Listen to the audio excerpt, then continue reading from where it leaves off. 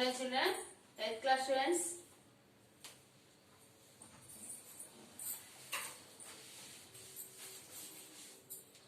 సందులు చెప్పుకుంటున్నాం కదా మనము.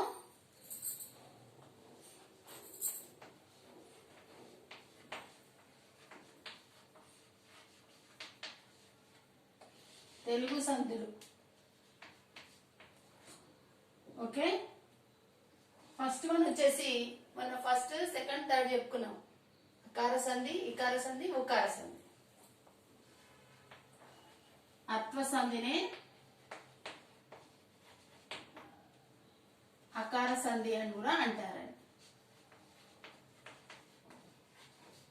ఓకే, సెకండ్ వన్ వచ్చేసి మనం చెప్పింది ఇత్వ సంధి, ఇకార సంధి, రెండు ఒకటే. ఓకే, థర్డ్ వన్ వచ్చేసి ఉకార సంధి, ఉత్వ సంధి, ఉకార సంధి.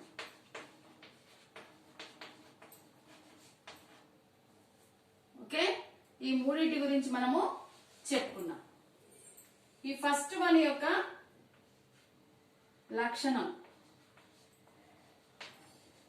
ఫస్ట్ లక్షణాలు గుర్తు పెట్టుకోవాలమ్మా. మీకు ఏ సందుకైనా అలంకారాలకైనా దేనికైనా కూడా మనకు లక్షణాలు కంపల్సరీ రావాలి. సూత్రాలు, లక్షణాలు. అలంకారాల లక్షణం అంటారు, సందులలో సూత్రం అంటారు. మీరు మ్యాథ్స్ లో కూడా ఉంటుంది కదా సూత్రం అనేది. సో సూత్రం ఏమని చెప్పుకున్నాం? అత్వ సంధికి సూత్రం ఏమని చెప్పుకున్నాం? అత్తునకు సంధి బహుళం, అత్తునకు సంధి బహుళం.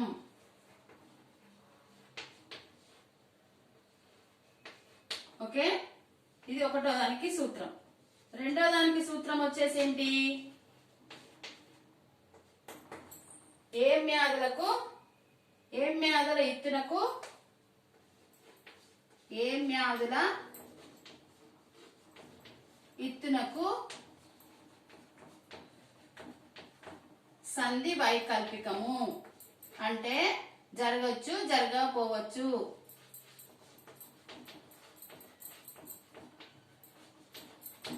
ఓకే, అత్వ సంధి లేదా అకార సంధి రెండు ఒకటే. అత్వ సంధి అన్న అకార సంధి అన్న. అత్వ సంధికి సూత్రము అత్తునకు సంధి బహుళము. ఇత్వ సంధికి సూత్రము ఏం మ్యాదుల ఇత్తునకు సంధి వైకల్పికము. అంటే వైకల్పికము ఏం మ్యాదుల అంటే ఎడాగము అని మధ్యలో వస్తుంది కాబట్టి ఎడాగము మధ్యలో వస్తే అది సంధి జరగదని అర్థం. సో ఒక్కొక్కసారి బహుళము అంటే ఇక్కడ వైకల్పికము అంటే సంధి జరగచ్చు, జరగకపోవచ్చు అనేది అర్థం. ఈ పదానికి అర్థము సంధి జరగచ్చు, జరగకపోవచ్చు. ఏం మ్యాదులు అంటే ఎడాగము వచ్చి చేరినట్టయితే, అక్షరాల్లో మనం విడదీసినప్పుడు ఎడాగము వచ్చే తీరుంటే దానికి సంధి జరగదు. ఒకవేళ ఎడాగము చేరకపోతే సంధి జరుగుతుంది. అంటే ఈ దీంట్లో ఒక్కొక్కసారి సంధి జరుగుతుంది, సంధి జరగదు. రెండు విధాలుగా ఉంటుంది కాబట్టి వైకల్పికము. మూడోది వచ్చేసి ఉత్వ సంధి లేదా ఉకార సంధి. ఈ మూడు మాత్రం గుర్తు పెట్టుకోండి మీరు. మళ్ళీ ఇకార సంధి అంటే ఏంది మేడం, అకార సంధి అంటే ఏందని అడగొద్దు. అత్వ సంధిని అకార సంధి అని కూడా అంటారు, ఇత్వ సంధిని ఇకార సంధి అంటారు, ఉత్వ సంధిని ఉకార సంధి అని అంటారు. సో మూడో దానికి వచ్చేసి ఉత్తునకు అచ్చుపరమైనప్పుడు, ఉత్తునకు అచ్చుపరమైనప్పుడు, పరంబైనప్పుడు ఏమైతుంది? సంధి జరుగుతుంది. సంధి ఏమైతుంది? సంధి నిత్యంగా వస్తుంది, ఎప్పటికీ సంధి జరుగుతుంది. నిత్యం అంటే ఎప్పుడు కూడా సంధి జరుగుతుంది. ఒకటో దానికి సూత్రము అత్వ సంధికి సూత్రము అత్తునకు సంధి బహుళము. ఈ ఇత్వ సంధికి సూత్రము ఏం మ్యాదుల ఇత్తునకు సంధి వైకల్పికము.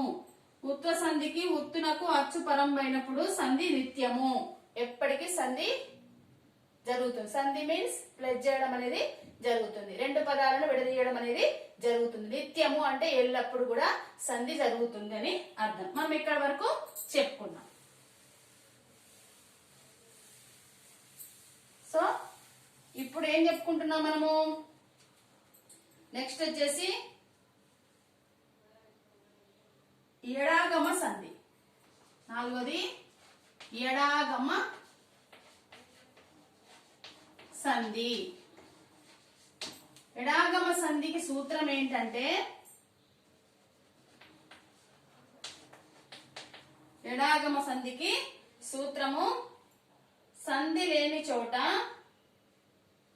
పరంబు కంటెన్, సంధి లేని చోట పరంబు కంటెన్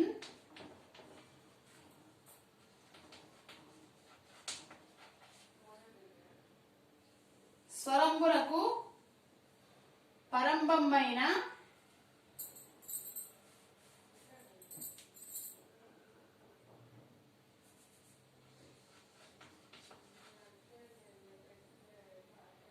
స్వరమునకు, పరంబైన స్వరమునకు, స్వరము అంటే అచ్చులు, అచ్చులు అంటే ఆటు అమహావరకి, స్వరంబైన ఎడాగమము చేరును. ఎడాగము వచ్చి చేరును. ఇప్పుడు మనం ఇంతకుముందు చెప్పుకున్నామే ఎడాగమము ఇత్వ సంధిలో ఎడాగమము వచ్చి చేరుతుంది. ఇది సూత్రాలు కంపల్సరీ రాయాలి. ఓకేనా? ఎడాగమ సంధి సూత్రము సంధి లేని చోట, ఇప్పుడు మనం ఇత్వ సంధిలో చెప్పుకున్నాం, సంధి జరగని దగ్గర ఎడాగమం వచ్చి చేరుతుంది అంటే యా అనే అక్షరం వచ్చి చేరుతుంది. సంధి లేని చోట పరంబైనటువంటి స్వరంబైన, స్వరము అంటే అచ్చులే, అర్థమైందా? ఎడాగమము వచ్చి చేరుతుంది. కాబట్టి దీనిని ఏమంటాము? ఏ సంధి అంటాము? ఎడాగమ సంధి అని అంటాము. ఎడాగమ సంధి అని అంటారు. ఓకే, ఇలాగే రాయాలి.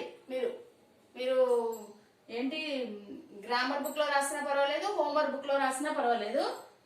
ఎడాగమ సంధి సూత్రము సంధి లేని చోట పరంబు స్వరంబైన ఎడాగమము వచ్చి చేరుతుంది కాబట్టి ఎడాగమ సంధి అని అంటారు. నెక్స్ట్ వచ్చేసి ఉదాహరణ చూద్దామా మనం ఎలాగను మరి. ఉదాహరణ వచ్చేసి మా ప్లస్ ఇల్లు ఏమైతుంది? ఇజ్ ఈక్వల్ మా ఇల్లు కదా. ఇక్కడ ఈ వచ్చింది, ఇక్కడ ఈ అనే అక్షరం వచ్చింది, అచ్చు వచ్చింది, హల్లు వచ్చింది. కాబట్టి మా అనేది మా అని, మళ్ళీ ఆ అన్నప్పుడు ఆ పలుకుతుంది. సో ఆ ప్లస్ ఈ పలుకుతుంది కదా. కాబట్టి మా ఆ ప్లస్ ఈ, అంతేనా? ఈ ప్లస్ ఆ అయినప్పుడు మా అవుతుంది. కాబట్టి ఆ ప్లస్ ఈ మా ఇల్లు అవుతుంది. ఇక్కడ యా అనే ఆకారం వచ్చింది కాబట్టి ఇది ఎడాగమ సంధి. రెండవది వచ్చేసి మా ఊరు, మా ప్లస్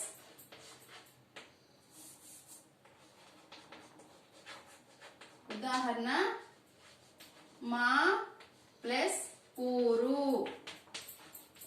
ఏమవుతుంది? ఇక్కడ మా అన్నప్పుడు మళ్ళీ ఈ వచ్చి చేరుతుంది, తర్వాత ఆ ప్లస్ ఊ అవుతుంది.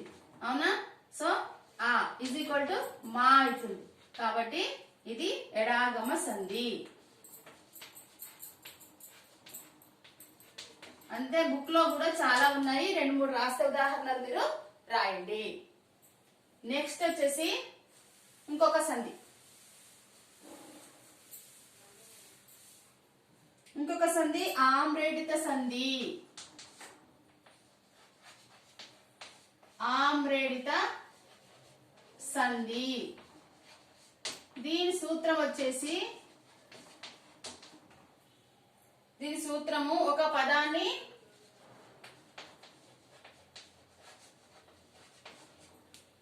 రెండు సార్లు పలికితే, రెండు సార్లు పలికినప్పుడు, రెండు సార్లు పలికినప్పుడు రెండోసారి పలికిన పదాన్ని, రెండవసారి పలికిన పదాన్ని ఆమ్రేడితం అంటాము.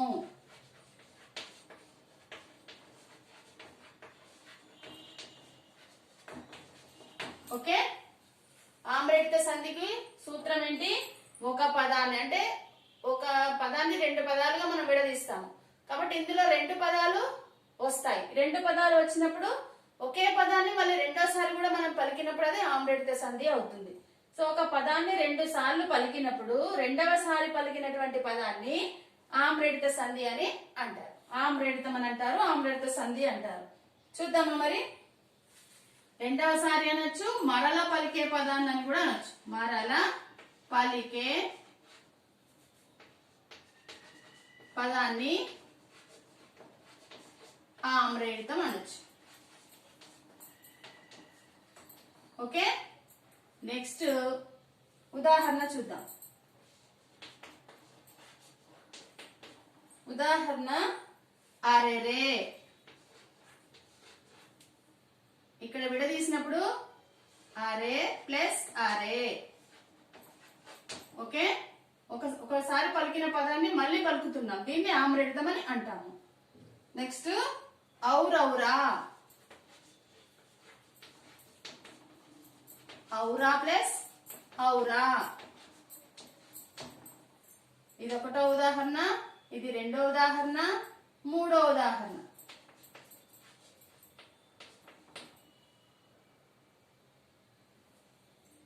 ఓహోహో.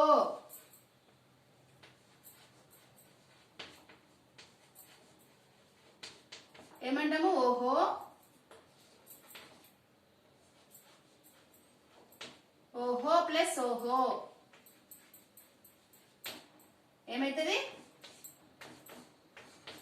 ఒకసారి అరే అంటున్నాము, మళ్ళీ అరే అంటున్నాము. ఔరా అంటున్నాము, మళ్ళీ ఔరా అంటున్నాము. ఓహో అంటున్నాము, మళ్ళీ ఓహో అంటున్నాము. అంటే ఒక పదాన్ని రెండు సార్లు పలుకుతున్నాం. ఈ రెండవసారి పలికినటువంటి పదాన్ని ఆమ్రేడిత సంధి అని అంటారు. ఓకేనా? అర్థమవుతుందా? అర్థం చేసుకొని సరిగా రాయండి. ఆమ్రేడిత సంధి కంప్లీట్ అయిపోయింది. ఇప్పుడు ఏం చేద్దాం మనము? ఆమ్రేడిత సరళాదేశ సంధికి వెళ్దాం.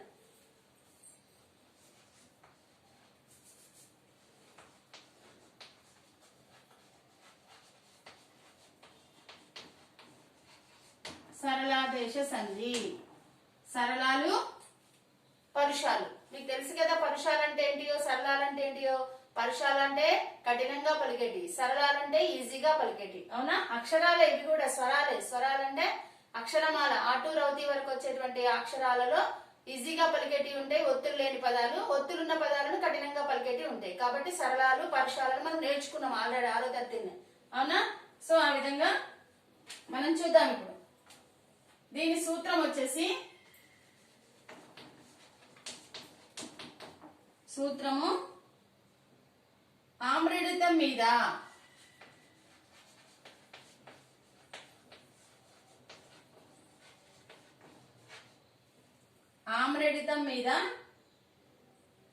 పరుషాలకు సరళాలు వస్తాయి.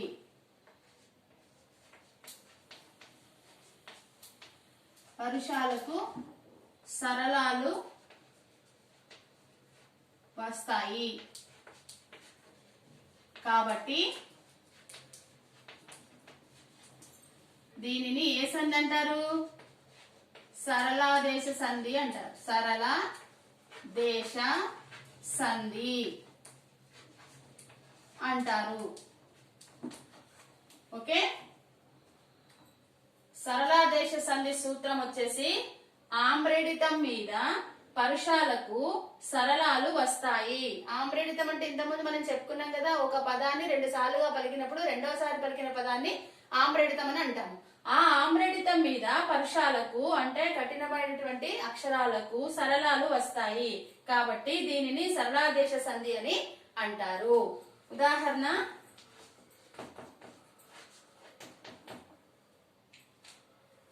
ఎలాంటి వాటిని అంటాము దీంట్లో? పూచెన్, వచ్చెన్, వెల్లెన్ పోయెన్ కదా, ఉండెన్. ఈ నకార పొల్లు అక్షరాలకు అండర్లైన్ చేయండి.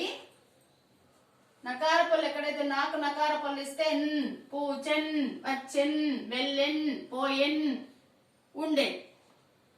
అర్థమైందా? ఈ అన్నిటికీ నకార పొల్లులు వచ్చాయి కాబట్టి ఈ నకారాలు ఏమంటారు? ధృతాలు అంటారు. నకార పొల్లులను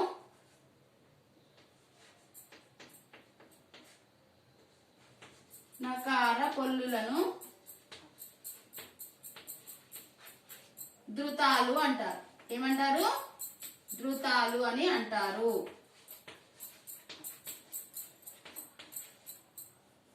అర్థమవుతుందా? ఆమ్రెడితం మీది పరుషాలకు సరళాలు వస్తాయి కాబట్టి దీనిని సరళాదేశ సంధి అని అంటారు. పూచెన్, వచ్చెన్, వెల్లెన్, పోయెన్, ఉండెన్. ఈ అన్ అన్ అన్ అని ఎక్కడైతే వచ్చిందో నకార పొల్లు, ఆ నకార పొల్లులను ధృతాలు అని అంటారు. ఏమంటారు? ధృతాలు. మరి దీని ముందున్నటువంటి అక్షరాలు ఏంటి? ధృత ప్రాకృతికాలు అంటారు. అర్థమైందా?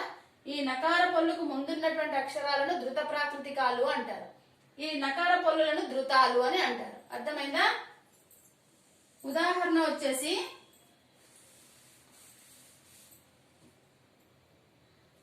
పూచెన్ కలువలు.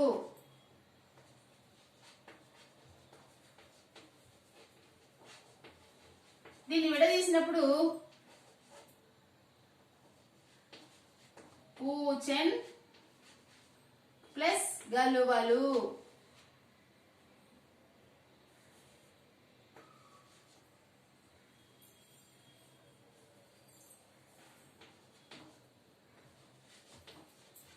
కాచాటాతాపాలు, గజాటాతాపాలు మనం నేర్చుకున్నాం కదా. పరుషాలు, సరళాలు. కాచాటాతాపాలను ఏమంటాము? పరుషాలు అంటాం. గజాటాతాపాలను సరళాలు అంటాం. అంటే ఒక 1 minute లో, 1 second లో మనం పలికేటటువంటి సరళమైన ఈజీ అయినటువంటి అక్షరాలను గజాటాతాపాలు అంటాం. ఇప్పుడు మనం విడదీసినప్పుడు ఇక్కడ ఏమొస్తుంది? పదం విడదీసే ముందు పదం ఇచ్చినప్పుడు పూచెన్ కలువలు, ఇక్కడ కా వచ్చింది. పూచెన్ ప్లస్ గలువలు అని వస్తుంది. ఇక్కడ గజాటాతాపాలు వస్తాయి, ఇక్కడ కాచాటాతాపాలు వస్తాయి. అర్థమైందా? కాచాటాతాపాలు, గజాటాతాపాలు మీకు ఆల్రెడీ వచ్చి ఉన్నాయి, పరుషాలు, సరళాలని. అందుకే ఇక్కడ సూత్రంలో ఏమన్నాడు? ఆమ్రిడితం మీది పరుషాలకు సరళాలు వస్తాయి కాబట్టి దీనిని సరళాదేశ సంధి అని అన్నాము. కాబట్టి ఇంకో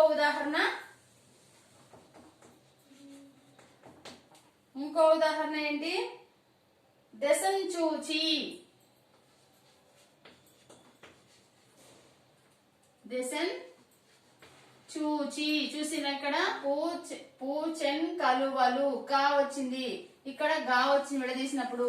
ఇక్కడ కచాటాతప, చా వచ్చింది. తర్వాత దీన్ని విడదీసినప్పుడు దశన్ చూచి. దశన్ ప్లస్ జూచి, గాజాడాదబ. ఓకే, కాచాటాతప, గాజాడాదబాలు వస్తున్నాయి కదా, మీకు బుక్ లో ఉంది చూడండి. అలా విడదీసినప్పుడు అన్ని కూడా గా, జా, డా, దా, బ, కా, చా, టా, తా, పా అని వస్తాయి. గుర్తుపెట్టుకోండి. కాచాటాతాపాలు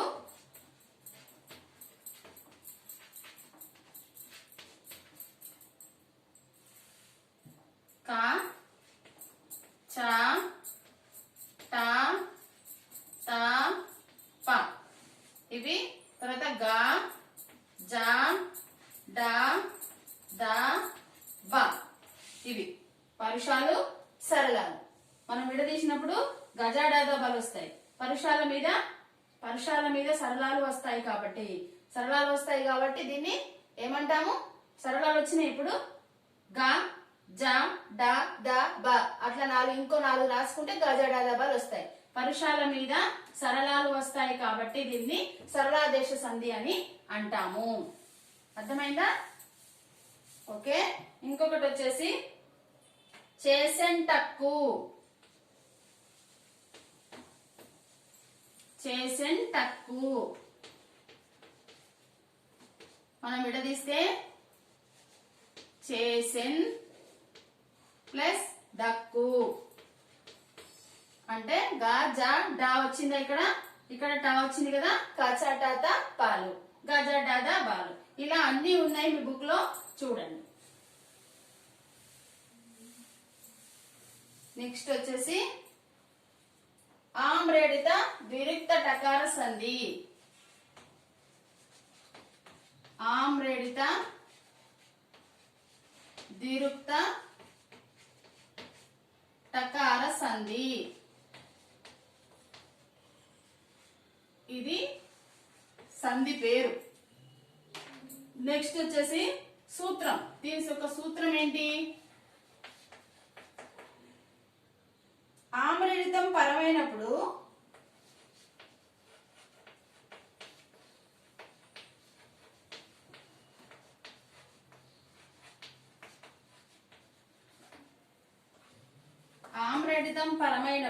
కడాదుల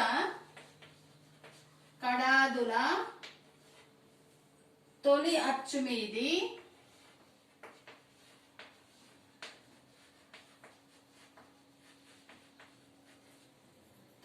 మీది ఆద్యంతమైన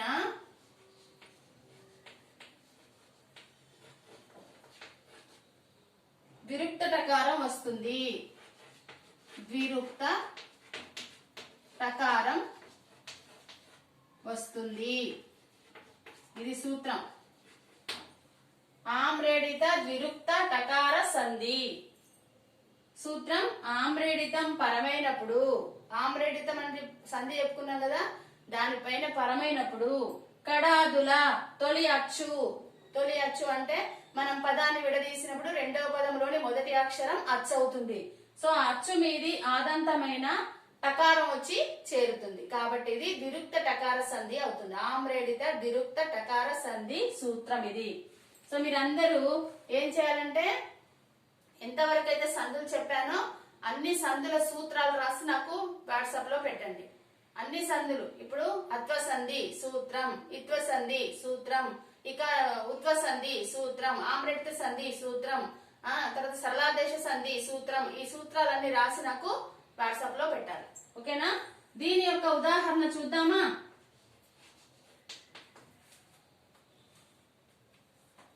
పగలు ప్లస్ పగలు ఏమవుతుంది? పట్ట పగలు. ఆమ్రేడిత సంధి అంటే మనం ఏం చెప్పుకున్నాము?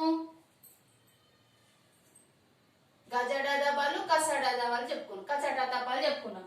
సో పగలు అన్నప్పుడు పగలు ప్లస్ పగలు, ఈ గా అన్నది సరళాలు. సో ఈ సరళం మీద తొలి అచ్చు మీద ప, ఈ అచ్చు మీది ఆద్యంతమైన ద్విరుక్త టకారం వస్తుంది. పట్ట పగలు అన్నప్పుడు ఈ గా అయిపోయి మళ్ళీ టా వచ్చేసింది, పగలు అని మళ్ళీ రాసాం. సో పట్ట పగలు అనేటువంటిది వచ్చింది. చిట్ట చివర ఇంకో ఉదాహరణ. చిట్ట ప్లస్ చివర, చిట్ట చివర.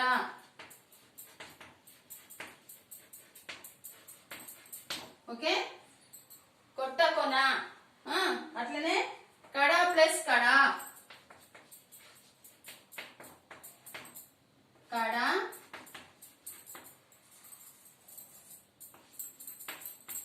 ప్లస్ కడ, కట్ట కడ. టకారం వచ్చి చేరుతుంది, కట్ట కడ.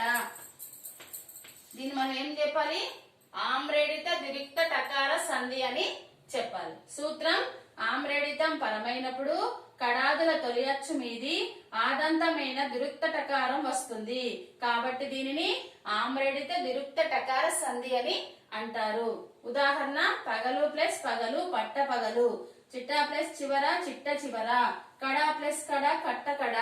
ఇట్లా చాలా ఉన్నాయి టకారంతో సంధులు పదాలు. సో అవి కూడా మీరు రాసుకోవచ్చు. ఓకేనా? మీరు ముఖ్యంగా చేయాల్సినటువంటి పని ఏంటి?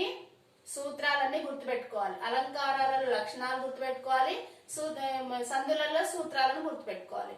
ఓకేనా? నాకు హోంవర్క్ రాసి ఇది మొత్తం హోంవర్క్ రాయాలి. ప్లస్ మెయిన్ హోంవర్క్ వచ్చేసి సంధుల యొక్క లక్షణాలు, సంధుల యొక్క సూత్రాలు అని పెట్టి రాయాలి. అత్వ సంధి సూత్రం హెడ్డింగ్ పెట్టాలి.